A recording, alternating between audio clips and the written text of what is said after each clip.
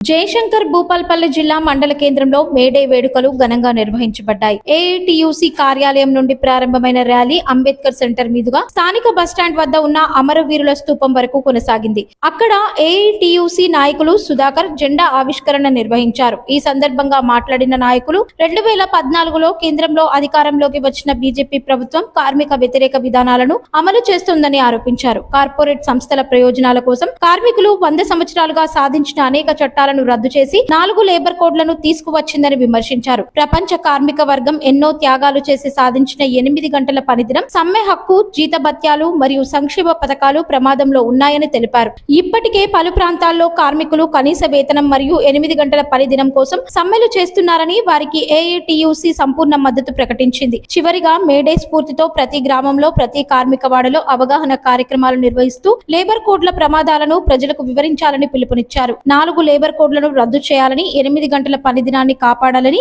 నాయకులు డిమాండ్ చేశారు.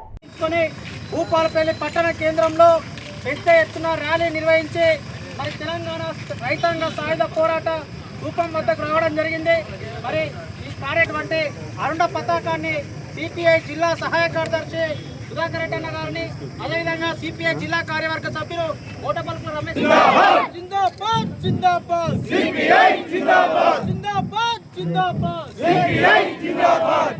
ప్రపంచ కార్మికులారా ఏకం కండి, ప్రపంచ కార్మికులారా ఏకం కండి, ఏఐటియుసి జిందాబాద్. ప్రపంచవ్యాప్తంగా మేడే వేడుకలు జరుగుతూ ఉన్నాయి.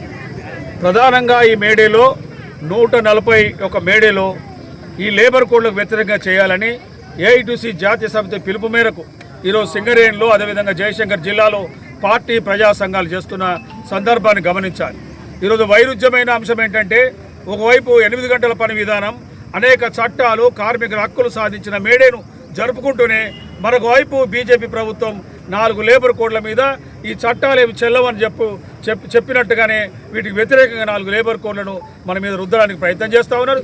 ఇప్పటికే డ్రాఫ్ట్ రూల్స్ వచ్చినాయి. సిగరెట్ కార్మికులకు అయితే రాబోయే రోజుల్లో వర్క్ ఇన్స్పెక్టర్లు, అదేవిధంగా ఏదైతే సేఫ్టీ కమిటీ, మైన్స్ కమిటీలు ఉండవని చెప్తా ఉన్నారు. అందుకని అదేవిధంగా ఈరోజు ఏదైనా యూనిట్ పెట్టాలంటే చట్టబద్ధంగా ఇప్పుడు 7 ఉంటే సరిపోతుంది, కానీ 100 పైసలకు ఉండాలని చెప్తా ఉన్నారు.